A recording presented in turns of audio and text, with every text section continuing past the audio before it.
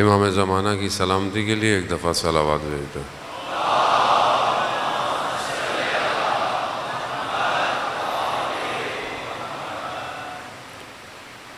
لا حول ولا قوة إلا بالله العلي العظيم حسبنا الله ونعم الوكيل نعم المولى ونعم النصير أعوذ بالله من الشيطان الرجيم بسم الله الرحمن الرحيم الحمد لله الذي يؤمن الخائفين وينجي الصالحين ويضع المستكبرين ويهلك ملوكا ويستخلف آخرين والصلاة والسلام على رسول ثقلين محبوب رب المشرقين والمغربين جد الحسن والحسین نبینا سیدنا بالقاسم محمد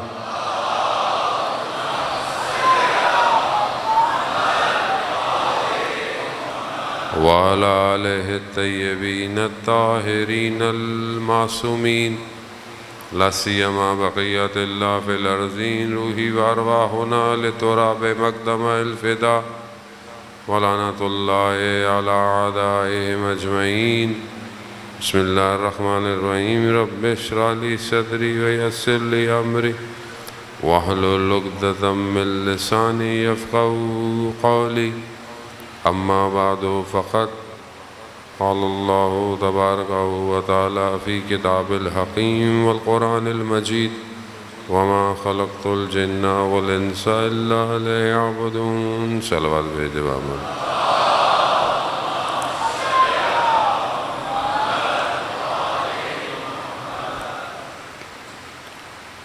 کربلا زندگی کے ہر حصے کو نمایاں کرتی ہے۔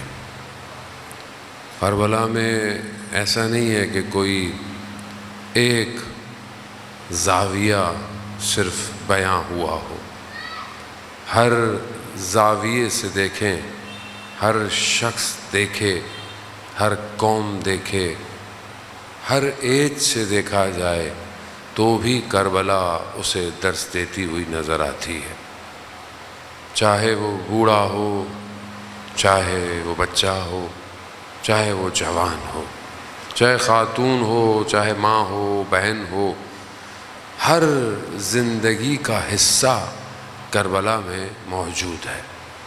اسی لیے کربلا قیامت تک کے لوگوں کے لیے درس کی جگہ بن چکی ہے۔ قرآن بھی جہاں انبیاؤں کا ذکر کر رہا ہے، جب نبی کا ذکر آتا ہے یا ذہن میں تصور آتا ہے تو ہمارے ذہن میں آتا ہے شاید اللہ کا نبی یعنی کوئی بزرگ، کوئی بوڑھی شخصیت، بزرگ شخصیت۔ بزرگی باطنی ضرور ہے، لیکن اللہ کے نبی جن کو جب پیغام دیا گیا، اور اکثر جو ان کے واقعات ہیں، قصے ہیں قرآن میں، وہ ان کی جوانی کے ہیں۔ یعنی ہمیں جو ہے وہ انبیاء جوان ہیں۔ حضرت ابراہیم نے جب بتوں کو توڑا ہے اور ایک بت کے جو ہے وہ گردن میں لٹکا دیا، وہ حضرت ابراہیم جوان ہے اس وقت، جوانی میں جو ہے وہ توحید کا پرچم بلند کر رہے ہیں۔ حضرت ابراہیم جوانی ہے، نکلتے ہیں، دیکھتے ہیں، تاروں کو دیکھتے ہیں، ایک قوم پوجا کر رہی ہے، صبح نکلتے ہیں، ستارے غائب، تو فرماتے ہیں کہ یہ تو خدا نہیں ہو سکتا جو دن میں غائب ہو جائیں۔ اسی طرح چاند، اس طرح سورج، وہ بھی جوانی ہے۔ حضرت یوسف کو جب نبوت ملی ہے عین جوانی ہے، جوانی کے اندر ان کو جو ہے وہ اللہ نے اس پیغام کو ابلاغ کے لیے دیا۔ جوان قرآن کی نگاہ میں بہت امپورٹنٹ ہے، اور یہ جوان ہی ہے جو معاشرے کو چلا سکتا ہے۔ آج بھی وقت کے امام کو جوان کی ضرورت ہے، کیونکہ جوان کے اندر اتنا سپرٹ ہوتا ہے، اتنے ایمبیشس ہوتے ہیں، اتنی اس کی انرجی ہوتی ہے کہ وہ تھکتا نہیں ہے، وہ رسک لے پاتا ہے، وہ خوف کو فنا کر دیتا ہے، وہ پہاڑوں کو طے کر سکتا ہے۔ یہ جوان کے اندر اللہ نے طاقت لکھی۔ اب دو مشینریاں جو ہیں وہ ایک ساتھ چلتی ہیں، ایک الہی ہے، ایک طاغوتی ہے، شیطان کا سلسلہ ہے۔ وہ اس کی بھی پوری طاقت جوان کے اوپر ہے۔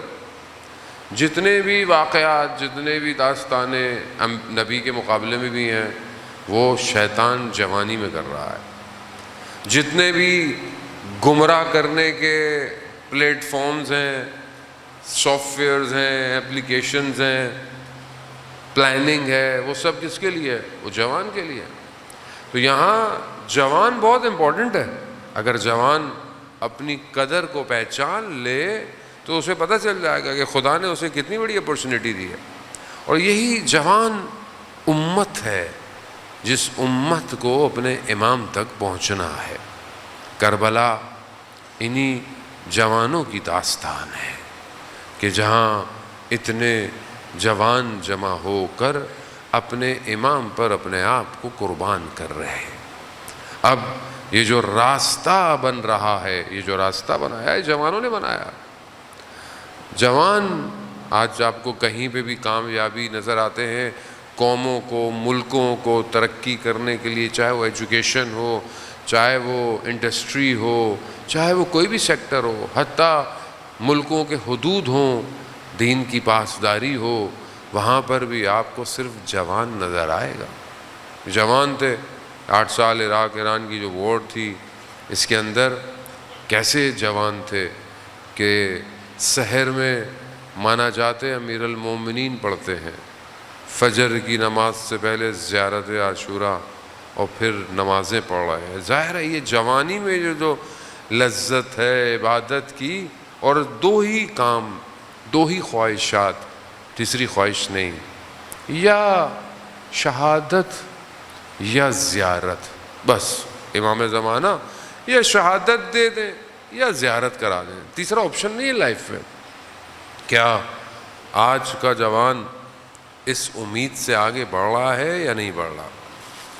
بس یہی ہے عزیزان محترم، چند گزارشات آج آپ کے اذان عالی میں منتقل کرنی ہے کہ جوان جو ہے وہ ایک ایسی مشینری ہے کہ جسے اگر صحیح طریقے سے سسٹمیٹک نہ کیا جائے تو قوم برباد ہو جاتی۔ اندلس کہ جب آپ کہتے ہیں کہ جب عثمانی دور تھا، اسلام کی بڑی حکومت تھی، اسلام کی بڑی پھیلی ہوئی حکومت تھی، الغرض صحیح کتنا کیا تھا وہ الگ بات ہے، لیکن بہرحال اسلام جو ہے وہ مثلا یورپ کے قلب تک پہنچ چکا تھا، ہر جگہ تھا۔ کس چیز نے جوان کو برباد کیا؟ وہ جوان تھے سارے۔ دشمن ضعف کو پہچانتا ہے، دشمن کمزوریوں کو جانتا ہے۔ اگر آپ اپنی کمزوری کو نہیں جانتے تو آپ اپنے ساتھ دھوکہ کر رہے ہیں، اپنے آپ کو فریب دے۔ آپ اگر نہیں جانتے کہ آپ کہاں گرتے ہیں، یہ آپ کو پتہ ہونا چاہیے۔ آپ روز گھر سے نکلتے ہیں، ایک جگہ سڑک آتی ہے، آپ کی بائک، آپ کی گاڑی یا آپ کا پاؤں کھٹا گڈھے میں اترتا ہے، اب آپ روز وہیں سے گزر رہے ہیں، اب آپ کو پتہ ہے کہ یہ راستے میں پرابلم ہے، تو عقل کیا کہتی ہے؟ راستہ تبدیل کر لو۔ اگر راستہ تبدیل نہیں کر سکتے تو کم از کم اس گڑھے کو بھر لو۔ عقل تو یہی کہتی ہے، روز اپنے آپ کو گرائے جا رہے ہو، ضعف پتہ ہے مگر گر رہا ہے۔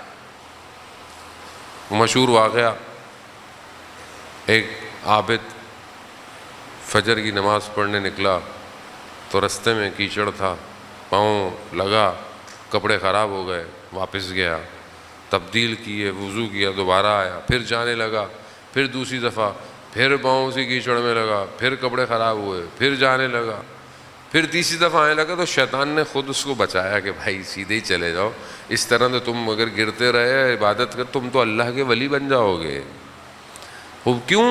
ہدف جب مہم ہو تو پھر انسان رکاوٹوں سے گھبراتا نہیں ہے۔ آج ہماری زندگی کا ہدف کیا ہے؟ ہماری زندگی کا مقصد کیا ہے؟ یہ بہت امپورٹنٹ ہے۔ آج آپ دیکھیں کہ ہمارے ایک بڑی تعداد میں آپ سب کو تو نہیں کہہ رہا خدا نخواستہ، ویسے جنرل بات کر رہا ہوں، وہ زندگی کا ہدف ہی کوئی نہیں ہے۔ اگر ہے بھی تو وہی شارٹ کٹ، وہی جو دنیا نے انسان کے ذہنوں میں ڈالا ہوا، یہ کر لو وہ کر لو یوں کر لو یہ کر لو۔ شخصیت نہیں بن رہی کیونکہ ہدف نہیں ہے۔ قرآن خوب کردار سازی کو بیان کر رہا ہے، جب جوانوں کا ذکر کرتا ہے۔ خوب بنی اسرائیل میں ایک جوان ہے جس کا نام آل یاسین ہے، جو حضرت موسیٰ علیہ السلام کے اس وقت جب انہوں نے کہا وہ خدا پرست ہے، اس نے باقاعدہ اعلان کیا ہے، باقاعدہ اسے پھر مارا گیا اور بہرحال اس کے ساتھ جو اسے مار دیا گیا۔ خوب یہ طاقت جوانی کے اندر جب تک ہدف نہیں ہو، سٹیبلٹی، رکاوٹ نہیں آ سکتی۔ اب آپ گھر سے نکلیں، آپ کا ہدف ہی کوئی نہیں ہے، آپ کبھی ادھر چلے گئے کبھی ادھر چلے گئے کبھی ادھر چلے گئے واپس آ گئے، کچھ بھی نہیں ہے، ہدف ہی نہیں ہے زندگی میں۔ جب آپ کچھ گھنٹوں کے لیے ابھی آپ اپنے گھر سے آئے، دور سے آئے قریب سے آئے، بس پہ آئے، بائک پر آئے، گاڑی پر آئے، پیدل آئے، لیکن آپ کا ہدف ہے نا کہ ہم یہاں سے نکلے ہیں، ہم نے یہاں پہنچنا ہے، وہی ہدف ہے۔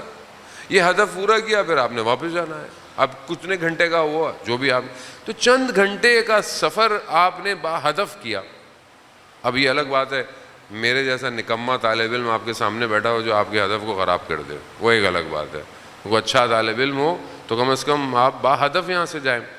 اب جب تھوڑی دیر کے لیے آپ بغیر مقصد کے نہیں موو کر رہے تو یہ آپ کی جو زندگی ہے ظاہری، یہ بغیر مقصد کے ہے، یہ بغیر ہدف کے ہے، اور اس میں آپ اپگریشن نہیں کر رہے۔ ہدف کیا ہونا چاہیے؟ آپ بولیں جی میں تو پڑھ رہا ہوں، پڑھائی میرا ہدف، یہ میرا ہدف ہے۔ وہ یہ دیکھیں، یہ دنیا کے جو سسٹم ہے یہ بہت اچھے ہیں، ان کو آپ نے اور بہتر کرنا ہے، اس کی کونسلنگ کریں، بہتر سے بہتر اپنے آپ کو آگے کی طرف بڑھے، لیکن اصل مقصد بندگی ہے، اصل مقصد خدا کی عبودیت ہے۔ ہو سکتا ہے آپ اپنی جوانی میں دنیا سے چلے جائیں تو آپ خدا سے کیا بولیں گے؟ پروردگار تو نے تو مجھے موقع ہی نہیں دیا، میں بوڑھا ہوتا تو تیری بندگی کرتا، ابھی تو میں جاب کر رہا تھا، ابھی تو میں یہ کر رہا تھا۔ ایسا نہیں ہے ذہن محترم، کربلا ہر لمحے میں بندگی ہے، بچہ بھی ہے تو بندگی ہے، بزرگ بھی ہے بندگی، اصل ہدف بندگی ہے۔ اس بندگی کے لیے میری کوئی پلاننگ ہے یا نہیں ہے؟ اس بندگی کی طرف میں بڑھ رہا ہوں کہ نہیں بڑھ رہا؟ قرآن یہی دعوت دے رہا ہے کہ تم بندگی کی طرف بڑھو، عبودیت کی طرف۔ جب تم بندگی کی طرف آؤ گے تو خدا تمہارے سامنے کائنات کو مسخر کر دے گا، کھول دے گا۔ جب تمہارا ارادہ قوی ہوگا، مضبوط ہوگا، تو خدا تمہارے لیے بند سے بند دروازے کھول دے گا۔ جوانی، حضرت یوسف، 7 دروازے بند ہیں، سامنے زلیخا ہے، زلیخا اپنا تقاضا کر رہی ہے۔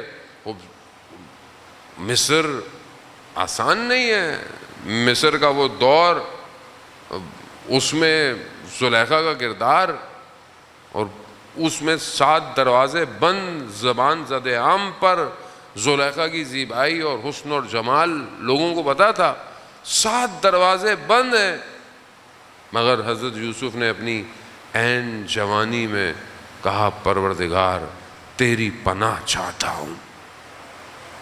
ہدف، اللہ کے وہ نبی ہیں، تو کیا کہا؟ یوسف گھوم جاؤ، بند دروازے خدا نے کھول دیے۔ ہو اگر ہم بھی خدا کی خاطر اگر کسی گناہ سے نگاہوں کو جھکا لیں تو خدا ہمارے لیے بھی بند دروازوں کو کھول دے گا۔ اور یہ جوان خوب اپنے آپ کو پہچان نہیں رہا، کیونکہ اس کا مقصد نہیں ہے، ہدف نہیں ہے، وہ بیٹھا ہوا ہے، رات کو بیٹھا ہوا ہے، رستے میں چل رہا ہے بیٹھا ہوا ہے، کبھی انسٹاگرام ایک ختم، دوسرا اس کا پیج، اس کا پیج، یہ ختم ہوا ٹک ٹاک شروع ہو گیا، وہ ختم ہوا دیکھ یہاں رہتے ادھر دیکھنا شروع کیا، ادھر دیکھنا شروع کیا، یوٹیوب، فیس بک، وہ تو مصیبت ہے بھائی، جتنا اپنے آپ کو اس پہ چھوڑو گے برباد کر دے گا، یہ تو کنواں ہے، یہ تو تمہارے کردار کو کھا جائے گا، برباد کر دے گا۔ آج کا جو ہائبرڈ وار سسٹم ہے یہ تو تمہارے لیے تو منتظر بیٹا، یہ تو اصل یہ تو جس طرح مچھلی کے لیے کانٹا ڈالا جاتا ہے، اس سسٹم نے کانٹا ڈالا ہوا ہے، ایک دفعہ آؤ تو صحیح، کلک تو کرو، پھر دیکھو میں تمہیں کہاں لے کے جاتا ہوں۔ کیسے بچیں گے؟ جب آپ اپنی زندگی کی ہدف بندی کریں گے۔ اتنے گھنٹے سوشل میڈیا ہے، اتنے گھنٹے کتاب پڑھنا ہے، اتنے گھنٹے ایجوکیشن ہے، اتنے گھنٹے ماں باپ کی خدمت کرنی ہے، اتنے گھنٹے گھر میں ٹائم دینا ہے، اتنے گھنٹے آزاداری، خوب زندگی کا ہدف ہونا چاہیے۔ جو جتنے لوگوں کی ہم باتیں سنتے ہیں ظاہری طور پر، جو لوگ ہیں بہرحال ظاہری طور پر جو کامیاب لوگ ہیں وہ بھی اپنی زندگیوں کو ایسے نہیں لے کے چل رہے، ہر کسی کا اپنی زندگی کا، اور وہ جو الہی نظام کے لوگ ہیں ان کا لمحہ لمحہ خدا کی بارگاہ میں ریکارڈ ہو رہا ہے، وہ ایک لمحے کے لیے غفلت نہیں کرتے، یہاں ذرا سی غفلت ہوئی شیطان نے دبوچ لینا ہے۔ یہ انسان رجب علی خیاط کہ عشق کیمیا، اردو کے اندر بھی کتاب ہے، اگر آپ لوگوں کو فرصت ملے تو آپ ضرور پڑھیں۔ رجب علی خیاط اپنی جوانی ہے، خیاط ہیں، ٹیلر ہیں، گھر میں کوئی نہیں ہے، کوئی خاتون ہے، انہوں نے تقاضا کیا کہ کوئی بھی نہیں دیکھ رہا، انہوں نے کہا میں دروازہ بند کرنے جاتا ہوں، دروازہ بند کرنے گئے، خدا سے سودا کیا، خدا کوئی نہیں دیکھ رہا، میں تیری خاطر دروازہ کھول کر باہر جا رہا ہوں، تو میری خاطر کیا کرے گا؟ بس یہ کیا، اللہ نے عالم غیب کا پردہ ہٹا دیا۔ ہدف وہ انسان، سید الشہداء نے امام جعفر صادق علیہ السلام ارشاد فرماتے ہیں، اللہم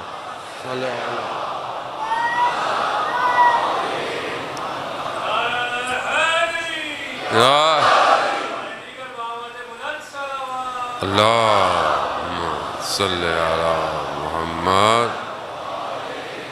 امام حسین علیہ السلام نے چھٹے معصوم فرماتے ہیں کہ ہمارے جد نے دشمن پر ظاہری کامیابی کے بجائے خدا کی ملاقات کو اختیار کیا ہے، کہ میں خدا سے ملوں بے شک میری گردن کٹ جائے، وہ ہدف ہے، مقصد ہے۔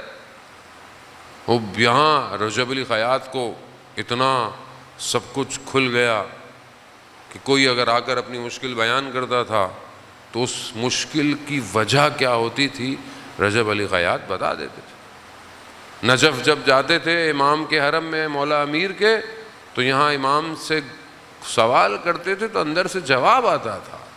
اب یہ کیسے ہو گیا کہ ایک شخص دوسرے عالم میں پہنچ جاتا ہے؟ اب یہ جتنا انسان کا بڑا ہدف ہو، مولا متقیان نہج البلاغہ میں کیا فرماتے ہیں کہ انسان اپنے ارادے سے پہچانا جاتا ہے۔ وہ آج جوان کا ارادہ کیا ہے؟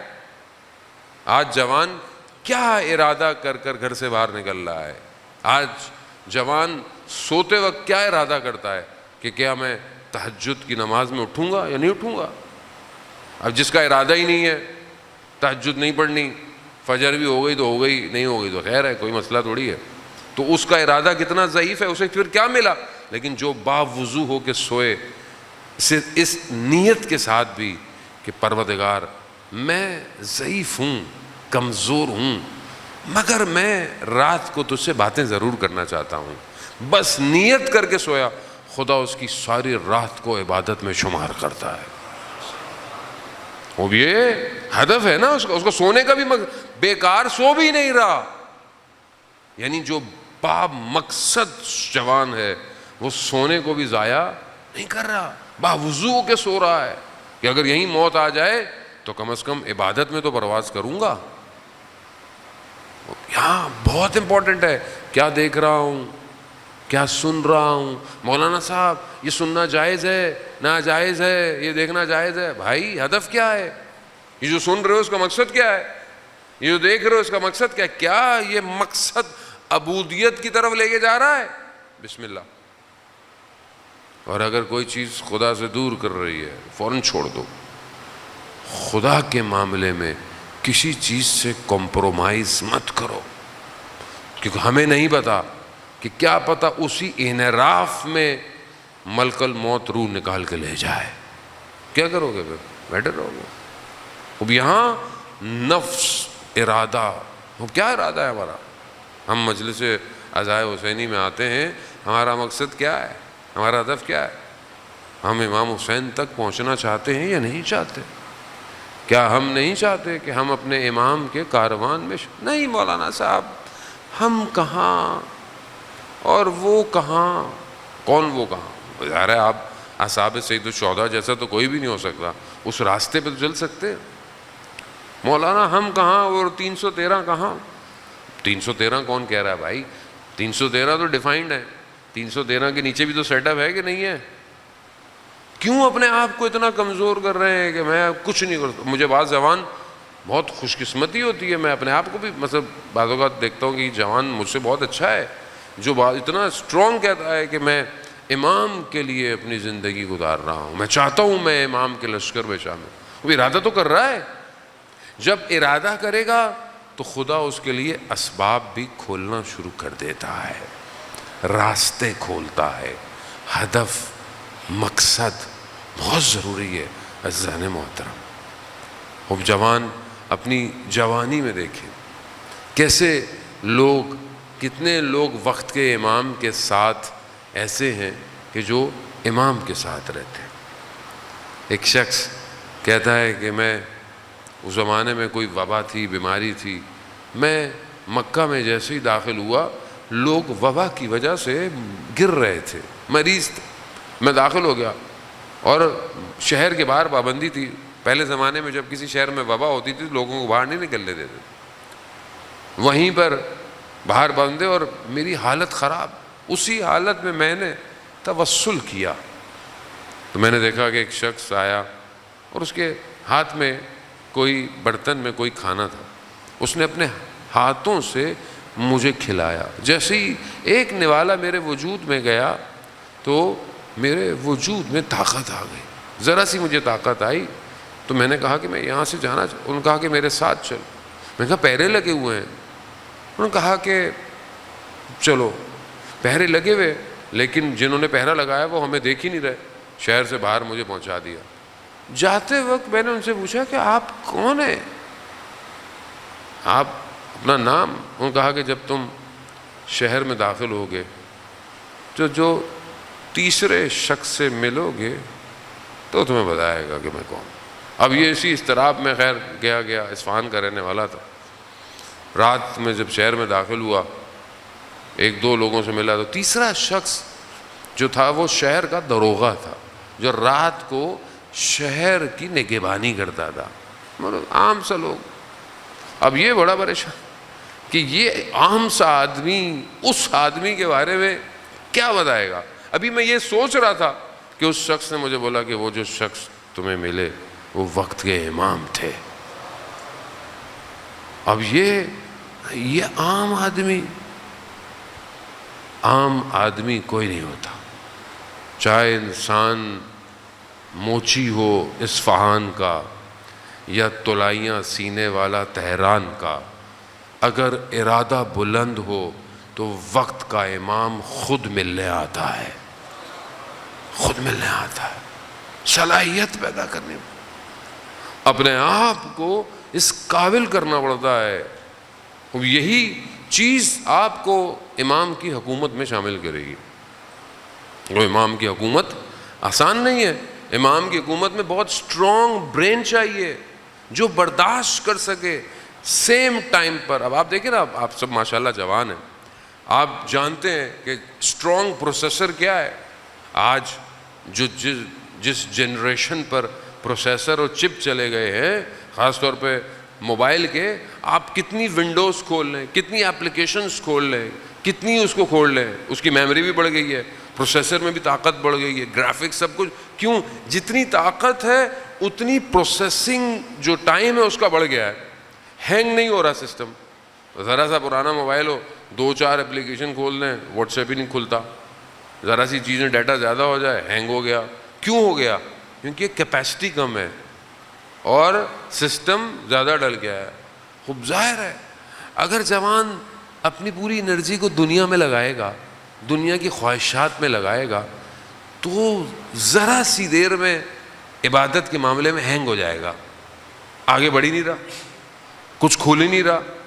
اللہ اکبر کرتا ہے, کبھی کچھ نہیں کھلا اس کے لیے, کبھی اس کی آنکھوں میں آنسو نہیں آئے, کبھی اس کے سجدوں میں لرزہ نہیں آیا. کیوں نہیں آیا؟ ایسے دنیا بھری ہوئی ہے. دنیا جب اندر ہو تو ہمارے مرشد کہتے تھے جب تک تمہارے وجود میں شکم میں دنیا کی چیزیں ہیں, تمہارے اوپر آسمان کے راز آشکار نہیں ہو سکتے. تو آپ جتنا دنیا کو ڈالیں گے آپ ہیں, آپ اپنے آپ کو آزاد کریں, اپنے ذہن کی وسعتوں کو وسیع کریں. اور یہ بغیر پریکٹس کے ممکن نہیں ہے, پریکٹس کرنی پڑے گی. اور پریکٹس تبھی ہے کہ جب آپ کلام الہی کو اپنے اندر پیوست کریں گے. آپ سوچیں گے میرا برین بہت شارپ ہو جائے, میں زمین اور آسمان کے ملاکوت دیکھنے لگ جاؤں, ممکن نہیں ہے جب تک آپ اپنے وجود کو لمس نہیں کریں گے کلام الہی سے. کلام الہی نور ہے عزیزان محترم. قرآن جنت کے درجے قرآن کی آیتوں کے برابر ہے. جتنا, اس کا مطلب یہ نہیں کہ جس نے قرآن جتنی آیتیں پڑھی ہوں گی اس کے اتنے درجے ہیں, نہیں. جتنا قرآن کی آیتیں آپ کے وجود پر تاثیر کریں گی اتنا بہشت میں درجہ آپ کا بڑھتا چلا جائے گا. کتنی آیتوں نے ہمارے وجود پہ تاثیر کیا ہوا ہے مجھے آپ بتائیں. کبھی ہم قرآن پڑھتے ہیں, انشاءاللہ کہ پڑھتے ہوں گے, جیسا کہ آپ نے سنا کہ سویڈن میں جو واقعہ پیش آیا, قرآن کے ساتھ اہانت کی گئی, اس کے بعد ڈنمارک میں. بہرحال یہ دشمن اپنی طرف سے شاید کوششیں کرتا ہے کہ مسلمانوں کو چیک بھی کرتا ہے کہ یہ ان کے اندر کتنی غیرت باقی ہے. اور بہرحال مسلمانوں میں غیرت بہت ہے. یہ ہم تو حکم کا انتظار کر رہے ہیں, ہمیں حکم آ جائے تو ہم پتہ نہیں کیا کر بیٹھے. یہ تو ہم اس لیے خاموش ہیں کہ غیبت کے پردے میں وہ ابھی ہمارا انتظار کر رہا ہے. وہ جس دن آیا یہ بندے کیا پوری پوری حکومتیں روئی کے گالوں کی طرح اڑ جائیں گی.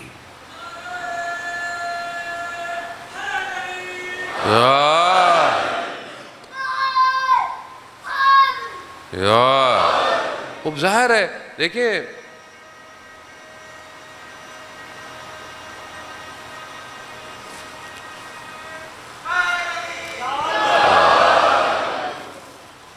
اب آج کے دور میں وہ قرآن کی جس طرح انہوں نے بے حرمتی کی, خدا لعنت کرے ان سب کو. ہمیں کیا کرنا چاہیے؟ ہم کیا کریں؟ آپ بولے ہمیں غصہ ہونا چاہیے, ہمیں پروٹیسٹ کرنا چاہیے. اچھا پھر کیا ہوگا؟ تھوڑی دیر کے لیے تصویریں کھینچیں گی, آپ نے پروٹیسٹ کیا, آپ اپلوڈ کر دیں گے, پھر کیا ہوگا؟ اصل پروٹیسٹ قرآن کو اپنے وجود میں اتارنا ہے. یہ کریں. اگر آپ واقعاً قرآن کی بے حرمتی میں نالاں ہیں تو کم از کم روز 20 آیتیں تو پڑھیں قرآن کی. جمع ہو جائیں, اچھی بات ہے, بتائیں دنیا کو کہ بہرحال آپ قرآن کا معاشرہ ہیں, بتائیں. لوگوں نے کیا ہے, لوگوں نے مجلسوں میں بھی قرآن ہاتھوں میں اٹھائے ہیں, بتائیں, اچھی بات ہے, آپ کریں. لیکن اصل تو یہی ہے. ابھی آپ نے یہاں ہاتھ میں اٹھایا, گھر میں آپ نے کبھی قرآن اٹھایا ہی نہیں, تو کس کو اپنے آپ کو دھوکہ دے رہے ہیں. آج دشمن کیوں ایسی سازشیں کر رہا ہے کہ ہم کمزور ہیں. اگر ہم تعلیمات قرآن پہ عمل کرتے تو کسی کی مجال تھی نہیں. قرآن امام جعفر صادق علیہ الصلوۃ والسلام ارشاد فرماتے ہیں, اللہم صلی علی محمد آل محمد. امام فرماتے ہیں کہ امام کا جو قول ہے, خدا بہرحال میں اپنے آپ سے مخاطب ہوں, آپ کو نہیں کہہ رہا, خدا مجھے توفیق دے. امام فرماتے ہیں کہ 50 آیتیں قرآن کی ڈیلی پڑھنی چاہیے، 50. لیکن بعض روایات کہتی ہیں کہ اگر 20 پڑھو تو کم از کم غافلوں میں سے نہیں ہو. لیکن کتنا ہم پڑھتے ہیں. اور یہ عزیزان محترم دیکھیں، قرآن صرف ثواب کمانے کے لیے نہیں پڑھنا، آپ نے قرآن سمجھنے کے لیے پڑھنا ہے. تدبر، تفکر. میری زندگی گزر گئی، میں نے قرآن کی تفسیر نہیں دیکھی، مجھے پتہ ہی نہیں ہے کتنی تفسیریں. تفسیر کہتے کیسے؟ یہ کیسے ہوگا کہ آپ دیکھیں جب رسول خدا حضرت محمد مصطفیٰ صلی اللہ علیہ وآلہ صلی اللہ محمد، جب رسول خدا فرماتے ہیں کہ میں تمہارے درمیان میں 2 چیزیں چھوڑ کے جا رہا ہوں، کیا؟ ایک قرآن، ایک اطرت اہل بیت. جو دونوں کو تھامے گا، پکڑے گا، وہ مجھ تک پہنچے گا. یعنی امپورٹنٹ چیز ہے نا، ایسی تو نہیں ہے. تو اب میں نے قرآن کو کتنا تھاما ہوا ہے، اور قرآن اہل بیت سے جدا نہیں ہے، اہل بیت قرآن سے جدا نہیں ہے. خوب اس کو پریکٹیکل ترجمہ پڑھیں. اب تو بہت آسان ہو گیا ہے انٹرنیٹ پہ، تو اب تو ہمارا بھی جو چینل ہے سبیل قرآن، 7 منٹ میں آپ ڈیلی تفسیر کے ساتھ آپ پڑھیں. 7 منٹ نہیں ہے آپ کے پاس، 3 منٹ میں آپ ترجمے کے ساتھ. 3 منٹ نہیں ہے میرے پاس، تو بھائی پھر میں امام زمانہ کے پاس کیسے جاؤں گا جب 3 منٹ نہیں ہے میرے پاس. ہدف، مقصد، وجود میں نورانیت کو اتارے. عزیزان محترم، یہ جب ہوگا تبھی آج جوان وہ جوان بنے گا کہ جس کی جان کربلا کے جوان پر قربان ہو جائے گی. آپ دیکھیں نا کہ یہ کربلا جب جوان کا ذکر کرتی ہے، نوجوان کا ذکر کرتی ہے، تو بڑے معارف ہیں، بہت معرفت ہے، ایک ایک جملے میں معرفت ہے. تو کیا میں اپنی زندگی میں میرا رول ماڈل جوان ہے؟ آپ تو بولیں گے ہاں جی مولانا صاحب ہم جوان کو فالو کرتے ہیں. مثلا کوئی فٹ بالر ہے وہ بھی تو جوان ہی ہے، کوئی کرکٹر ہے وہ بھی جوان ہے، کوئی مثلا کسی کو کوئی اور گیم پسند ہے، کسی کو کوئی اور چیز پسند ہے، وہ بھی اچھی بات ہے. لیکن یہ آپ کو، میں نہیں بولتا کہ آپ سپورٹس کھیلیں، امپورٹنٹ ہے، اپنے آپ کو ایکٹیو رکھیں، بیماریوں سے دور رہیں گے، سٹریس سے دور رہیں گے، ٹینشنوں سے دور رہیں گے. لیکن یہ رول ماڈل آپ کو آپ کے اصل مقصد تک لے کے نہیں جائے گا. آپ کو ایسے جوان کی ضرورت ہے کہ جو آپ کو آپ کے اصل ہدف تک لے کے جائے، اور وہ سوائے کربلا کے جوان کے کوئی اور جوان نہیں ہے. وہ جوان کہ جو اپنی جوانی میں نقاب لگاتا ہو، حسن اتنا ہو، جس کا کردار، جس کی گفتار، جس کا سب کچھ شبیہ پیغمبر ہو. امام حسین علیہ السلام فرماتے تھے کہ جب ہم چاہتے تھے اپنے نانا کی آواز سننا، ہم علی اکبر کو سنتے تھے. ہم چاہتے تھے جب اپنے نانا کے چہرے کو دیکھنا تو ہم علی اکبر کے چہرے کو دیکھتے تھے. اب یہ بھی امام حسین کی اسٹریٹجی کا حصہ تھا. امام حسین نے تہجد کی نمازوں میں علی اکبر کو مانگا ہے.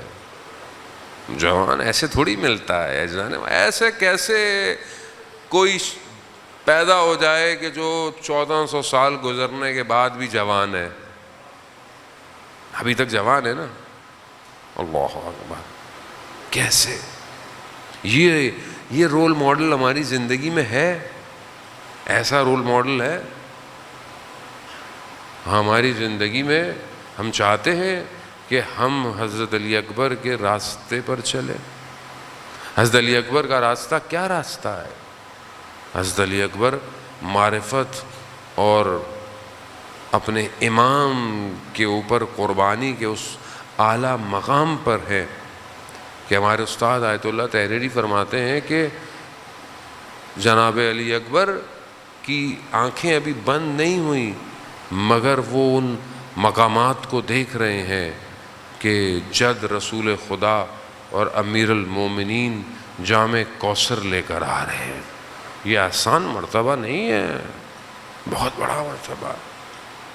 کردار، اخلاق، اہل خانہ میں جب بھی پورے راستے میں کوئی بات پہنچانی ہوتی تھی، امام حسین حضرت علی اکبر کا انتخاب کرتے تھے۔ علی اکبر جاؤ، یہ جوان ہے۔ عزیزان محترم، ہماری جانیں قربان اس جوان پر۔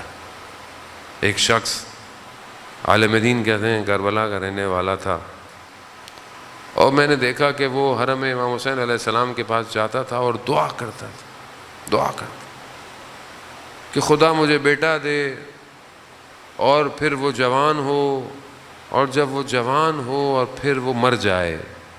میں بڑا تعجب کرتا تھا، یہ کیسی دعا کرتا ہے؟ آواز آئی، بازار میں دکان تھی اس کی، کہا بیٹا پیدا ہو گیا۔ ٹائم گزر گیا، بڑھتا گیا۔ ایک دن کافی عرصے کے بعد مجھے خبر ملی کہ اس شخص کا جوان بیٹا مر گیا۔ میں دوڑتا ہوا گیا کہ میں جا کے دیکھوں یہ دعا کیوں مانگتا تھا۔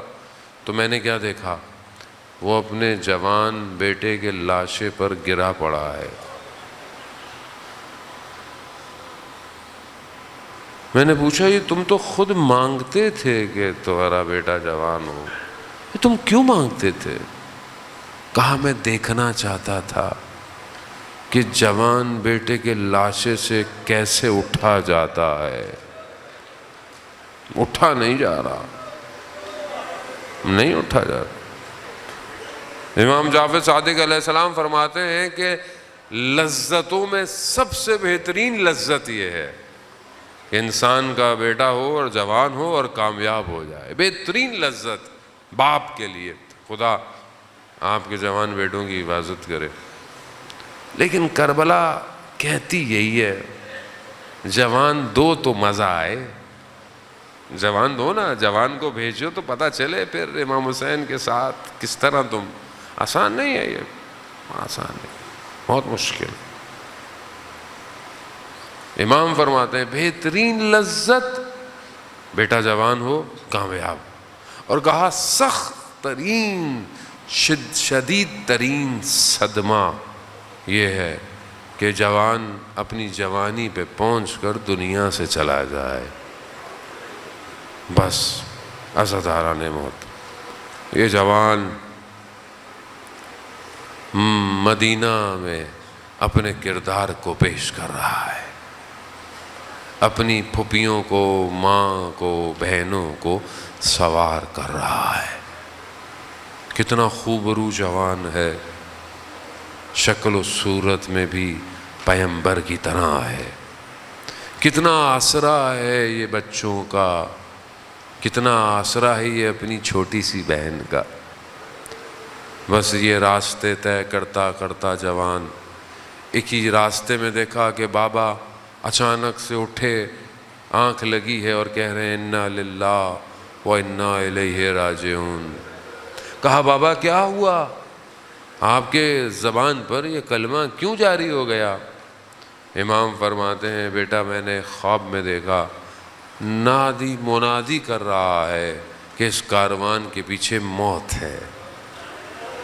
اب آپ دیکھیں جوان کا جملہ، یہ ہے جوانی، یہ ہے رول ماڈل، یہ ہے معرفت۔ جناب علی اکبر فرماتے ہیں بابا کیا ہم حق پر نہیں ہیں؟ امام فرماتے ہیں نہیں بیٹا ہم حق پر ہیں۔ کہا بابا کیا فرق پڑتا ہے، موت ہم پر آ پڑے یا ہم موت پر جا پڑے؟ واہ کیا تعبیر ہے علی اکبر کی۔ موت کو بھی شکست دینا چاہتا ہے حسین کا لال۔ بس عزاداران محترم، روز عاشورائی اصحاب اپنا کردار ادا کر گئے۔ صبح عاشورہ ہوئی نہیں جب تک علی اکبر نے اللہ اکبر نہیں کہا۔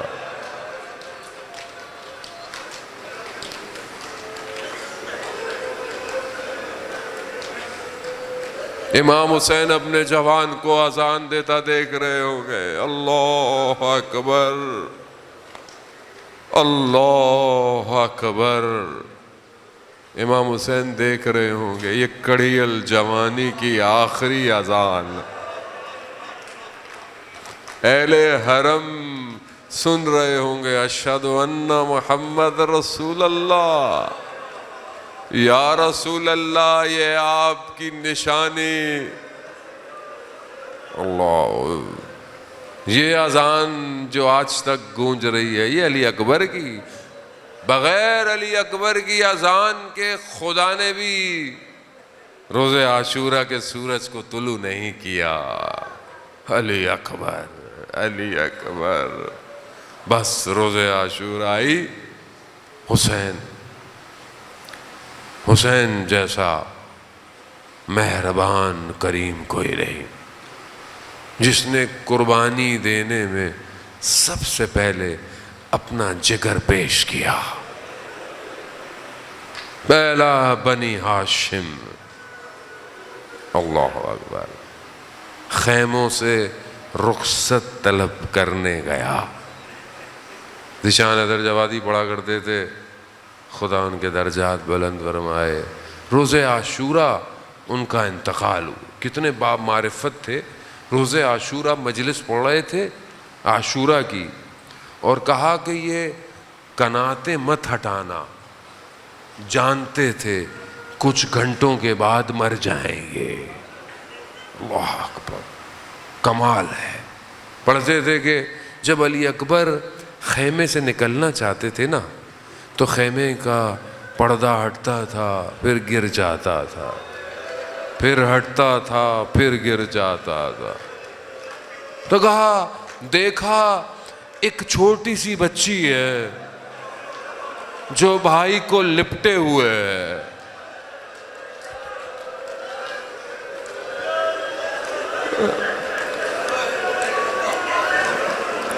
قربان جاؤں میں ام لیلا کے اس جوان پر، چھوڑ نہیں رہے علی اکبر، تم گئے تو پھر کون، آسرا ختم ہو رہا ہے، مگر تقدیر الہی علی اکبر آئے۔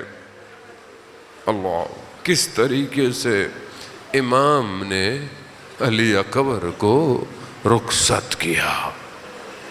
مشہور جملے ہیں، آپ سنتے رہتے ہیں۔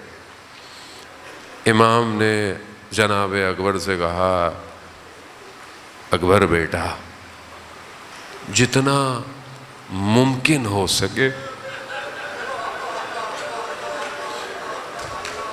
مڑ مڑ کے مجھے دیکھتے جانا،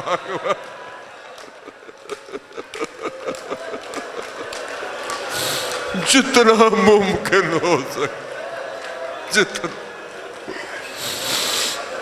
حضرت علی محترم، کاش آپ کا کوئی جوان بیٹا ہو، میرا بیٹا جوان ہو رہا ہے نا، میں دیکھتا ہوں اسے،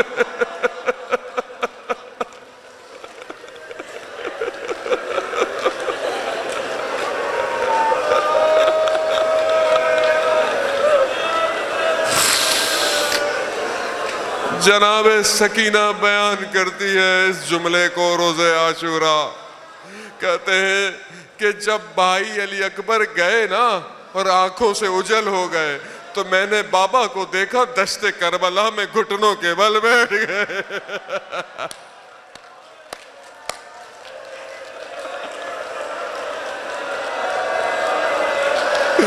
اب نہیں آئے گا اکبر، بڑی امیدیں ہیں اکبر، بس اکبر گئے، حیدر کرار کا پوتا ہے، جنگ لڑی عباس کا شاگرد، دشمن کو تہز رہز کیا،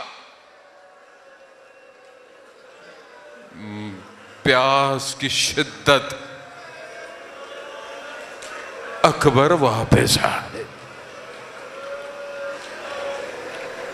کیا کہا؟ اکبر واپس کیوں آئے؟ کہا بابا لباس کی گرمی پیاس کی شدت مارے دیتی ہے. ہائے غریب ہو امام، بیٹا آیا ہے پانی مانگنے، پانی کہاں سے دے؟ بابا اگر تھوڑا پانی مل جاتا نا تو میں دشمن کو بتاتا جنگ کہتے کسے ہیں، مگر آپ سچے تھے، اپنے سینے پہ ہاتھ رکھیں. مگر حضرت علی اکبر جانتے نہیں تھے کہ پانی بابا کے پاس نہیں ہے، پھر کیوں آئے؟ علماء کہتے ہیں باپ بیٹے کی محبت ایسی تھی. اللہ. مقاتل کہتے ہیں امام نے اپنی زبان کو علی اکبر کی زبان میں ڈالا. حضرت علی اکبر نے چیخ ماری، کہا بابا آپ کی زبان تو میرے زبان سے بھی زیادہ خشک ہے. ارے علی اکبر آپ کو کیا پتا آپ کے بابا کتنے دن کے پیاسے ہوں گے. بس میرے مولا نے کہا بس چند جملے، بڑا گریہ کیا آپ نے، جوان ہیں جوانی کی قدر کریں، علی اکبر شفاعت کریں گے. عزاداران محترم بس میرے مولا نے کہا علی اکبر بس دیر ہو رہی ہے اب جاؤ. بس علی اکبر گئے. عزاداران محترم جتنا علی اکبر لڑ سکتا تھا لڑا، مگر ایک نیزہ برچھی کی طرح آیا، حضرت علی اکبر کی کمر میں پیوست ہوا. استاد سبط جعفر نے کلام لکھا کہ علی اکبر نے گھوڑے کے اوپر اپنی بازوؤں کو یوں ڈالا. مقتل کے جملے ہیں، دشمن کی طرف جب گھوڑا چلا، جس کے پاس تلوار تھی، جس کے پاس نیزہ تھا، اربن اربن ٹکڑے کر دیا علی اکبر کو. علی اکبر زمین کربلا پر آئے، بابا سے مدد نہیں مانگی، کہا بابا آخری سلام ہو. ارے زہرا کا لال نہیں پتا اپنے بیٹے کے لاشے پر کیسے آیا. پہنچا حضرت ابراہیم آئیے، یہ حسین نہ ہاتھوں میں بٹیا نہ ہاتھوں میں رسیا. لا الہ